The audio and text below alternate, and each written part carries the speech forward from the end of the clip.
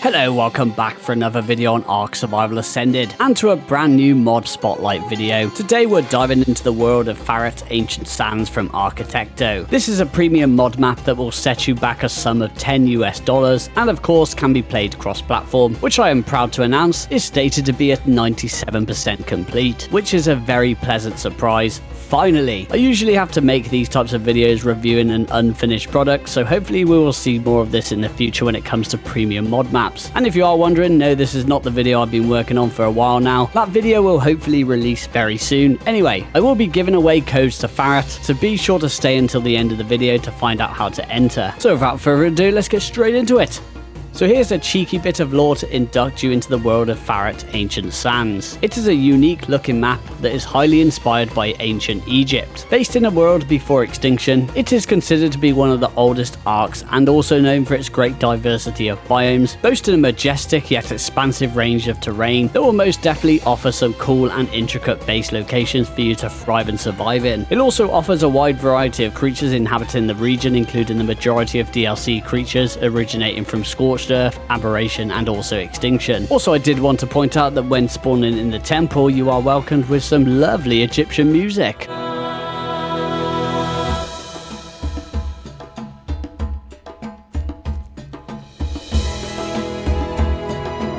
I just thought that was a very cool thing to experience when I first jumped into the map. What a way to begin your journey. Very welcoming, I must say. There are 3 obelisks on the map, however the vanilla bosses do not exist and are replaced with new modded bosses, which we'll get onto later in the video.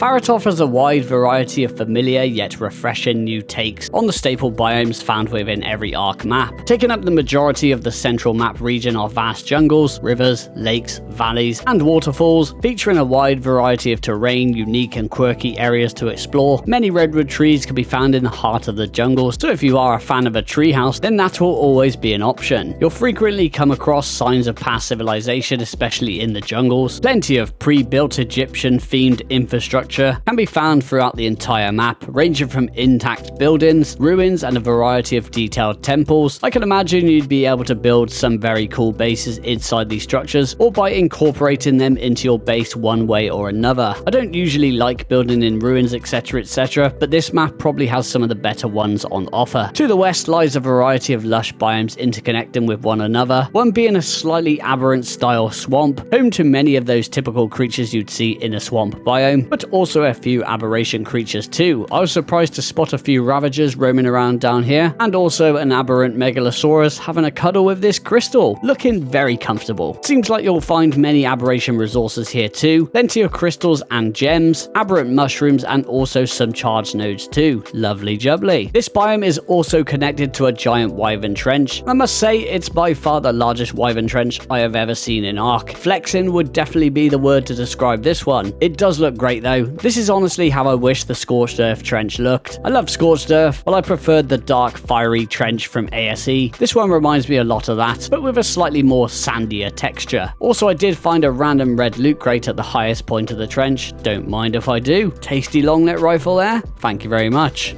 In the northwestern corner of the map lies a giant snow biome. I'm always going to salivate over a snow biome, as it is my favourite biome in the game. This one is a little too warm for me, but I'll get over it. Of course, you'll find all those typical snow biome creatures inhabiting the region, the deadly direwolf packs, the bellowing mammoth herds, the roaring Uteranus, the Managama, and also the snow owl. So it is nice to see those too when out on my travels. I also discovered this beautiful resource cave full of crystal, obsidian, and also metal. Sadly, most of the metal was behind the world barrier, so maybe this area will be extended later on. Seems a little odd to have all those resources behind the barrier. Either way, it was a nice find. To the north is a barren wasteland. It looks like a cross between the Extinction Wasteland and Lava Island from the center. The best of both worlds, because I hated the look of the center's lava island in ASA. This, however, looks great. There's a bunch of oil veins here for all your oil needs, and a cool tech sword embedded into this rock. Love it. Sadly, this is a rather small area, but if you head slightly towards the northeast, you will find a rock drake nesting ground. Yes, rock drakes are available on this map.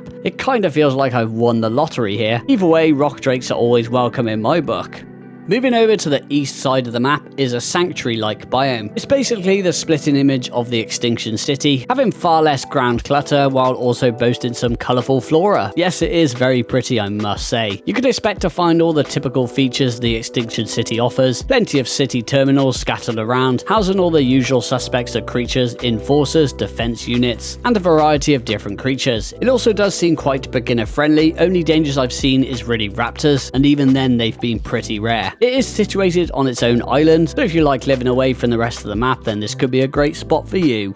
The whole southern part of the map is basically a giant desert biome, bearing similarities to Scorched Earth, however without the treacherous weather storms, so no heat waves, sandstorms and all that jazz. I personally do enjoy the thrill of having weather storms. It would be nice to see more of that on maps other than Scorched Earth, but I will say the biome is beautiful. Plenty of cool areas to explore, and I guess you don't have to deal with those ridiculously hot temperatures if you choose to base up here. With a wide variety of different creatures spawning throughout, including Scorched Earth DLC creatures, and plenty of Egyptian-themed infrastructure to check out. And of course, making up the rest of the map is the ocean. There isn't a lot to really explore down here from what I've seen. You will be able to find most aquatic creatures spawning here, but not all of them from my experience. I did discover this giant underwater trench though, which is covered in metal nodes at the ocean bed. Sadly, I haven't come across any Dunkleosteus, so I'm not sure if they even spawn on this map yet. If that is the case, then hopefully they will get added later down the line, because the amount of metal down here is crazy.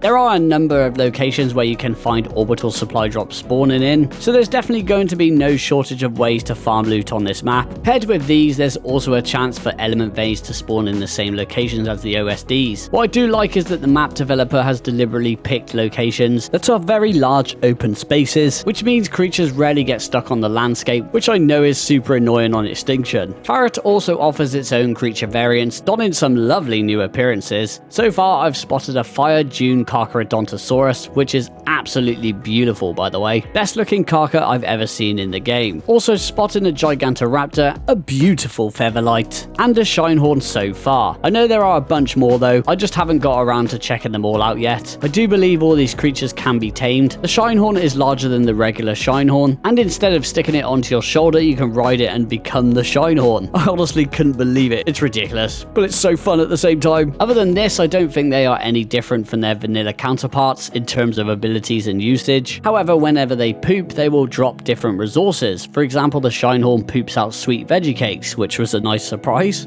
There are a bunch of artifact caves to explore on Tharat. I've actually lost count of how many there actually is. I will focus on some of my favorites. There is an ice cave holding 2 artifacts. This is a cave similar to the island's hard snow cave, which is the name I'm giving to this one. Expect to face cold temperatures and the usual suspects you'll find in snow caves: the Palobias, the Yetis, polar bears, and the direwolves. All can spawn up to level 300, I believe, and I'm pretty sure you can tame the baby direwolves in here once you kill the parent. So if this does work as it did for me, then you'll be coming out of this cave with a beastly direwolf baby. Honey caves are a popular thing ever since the release of what I believe was Crystal Isles from ARK Survival Evolved. There is a honey cave here that also holds 2 artifacts. There is plenty of interactable beehives and also roaming giant queen bees, so this will probably be the go-to spot for your honey.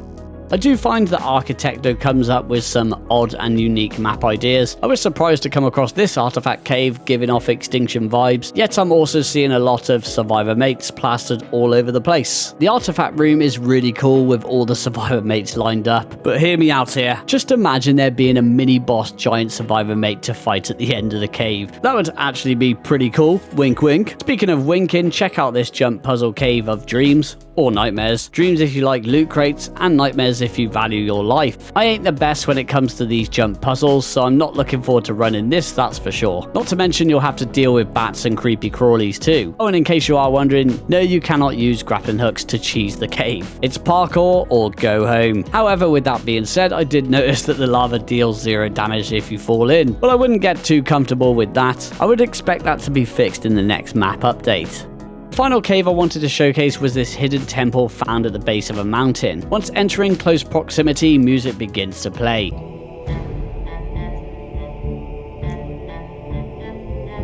If that doesn't get your heart pumping, then I don't know what will. Inside it does give me tech cave vibes. There's a few threats inside to watch out for, and a number of nasties guarding the artifact. I really like the look of this cave. The artifact chamber looks really cool. As a whole, the map offers a good mixture of large and small artifact caves. This cave is one of the small caves, and most of these are a walk in the park for the most part. I would have loved for the small caves to be much bigger, but then again, this is probably just me being greedy. A couple of caves I discovered that I wanted to mention are actually non-artifact caves, but were surprising and pleasant discoveries. I discovered this very strange cave offering another lava pool with a jump puzzle to beat. Good luck, survivor. Wow, thanks. That really fills me with confidence. I'm dubbing this the Optical Illusion Cave, and I was unfortunate enough to discover that these greenhouse panels aren't as they seem, and that this lava pool actually worked, and well, insta-killed me, and so it should. So I'm glad I wasn't able to skinny dip in this one. Just don't do what I did, running it with my entire inventory equipped. Definitely run this one naked. Another discovery to mention was this interesting cave, headed inside a long pathway that leads you past statues of previous battles our survivors have faced, or the bosses and titans of ARK. I was expecting to find another artifact, however I was greeted with a heartwarming message addressed to any lucky survivors that have the pleasure of discovering this mysterious place. And of course, a nice tasty loot crate. Can't complain about the free loot. I thought this was really cool though. I do appreciate little things like this. It's really nice to see a modder also show appreciation to the community. In terms of bosses, Tharat does offer a wide variety to sink your teeth into. Let's begin with the mini bosses. This here temple is a lair of the Warframe Fire Spino. The terminal will be found inside and requires a load of tributes to be able to summon. Once summoned, it isn't the most detailed of bosses, I must admit, but at least it's something new to fight. Also, yes, he did burn me to a crisp off the back of my Karka, so I wasn't expecting that one. You may need to take more care than I did when facing this beast. At the base of this giant dragon statue, you will find a pool of water. After a short swim, this will lead you down into a cave system, a very intriguing one at that, guarded by the most dangerous of predators, including packs, yes, packs of Karkas and Gigas. So you need to get through those somehow. Following the tunnel through the fiery chasm will lead you into an underwater section where you'll find the terminal to summon the Black Mega Noct. It's basically a giant megalodon that will summon an Alpha Tuso as a bodyguard, so you'll definitely need to be well prepared for this one. The megalodon, however, did get stuck inside the pillar under the terminal, and it couldn't seem to attack me at all, so maybe that does need looking into. Defeating any of the mini bosses will unlock the odd tetragram and also reward you with some high quality loot too.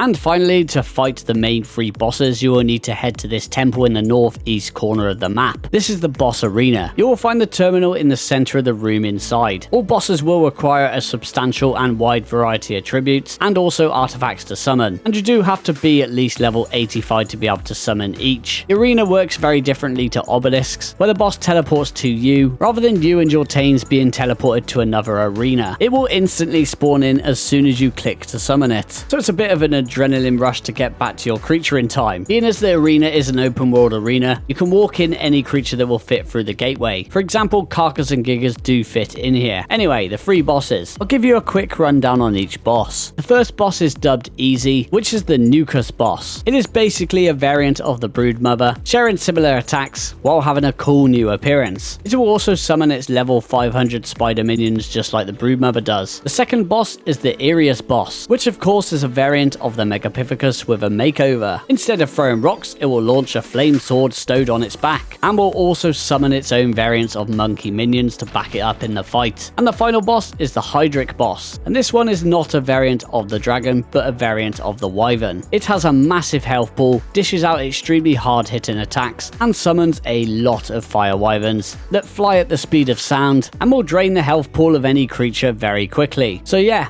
good luck defeating this beast. Killing the bosses will reward you with tetragrams and a few bits of loot. Plus, as of right now, you do also need to harvest the body itself for the element. This does also include the mini bosses, and strangely it does seem like you can harvest more with the right tool for the job. I harvested 15 element from the gorilla with a primitive pick, and almost 200 from the Spino with a chainsaw. It would definitely make more sense for the element to drop inside the death cache. I hope that gets changed, as one time I defeated the boss, and one of its minions consumed the carcass, so unless I'm missing something, that was my element going poof into thin air. And that just about covers the core map features, which begs the question: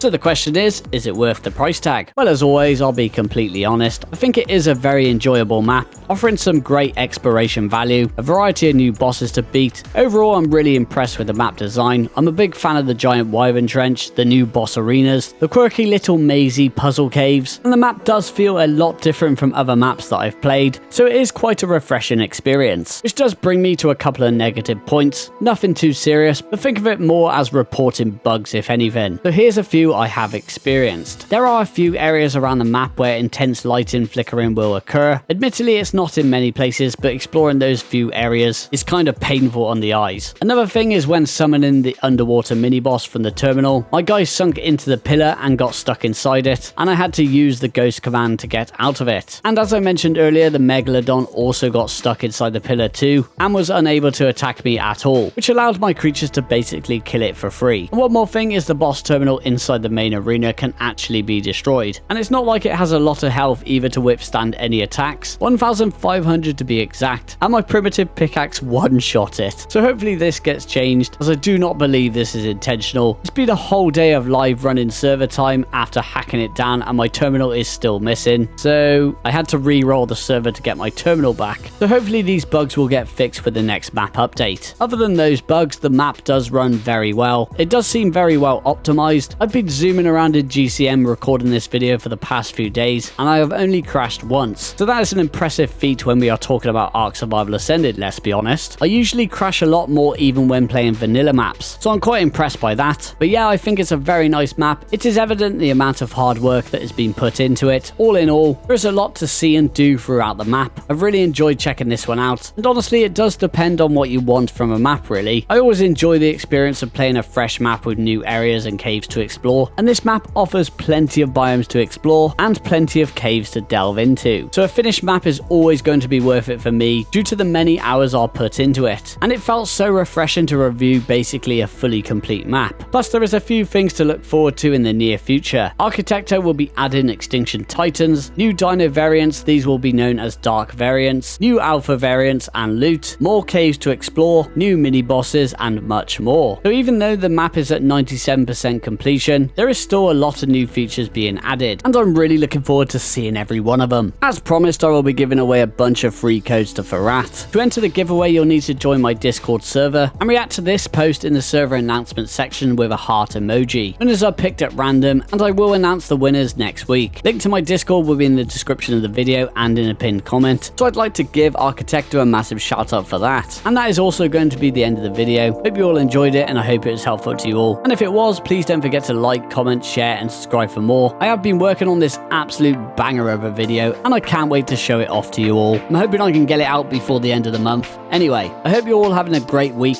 and I'll catch you all in the next one. Take care, goodbye.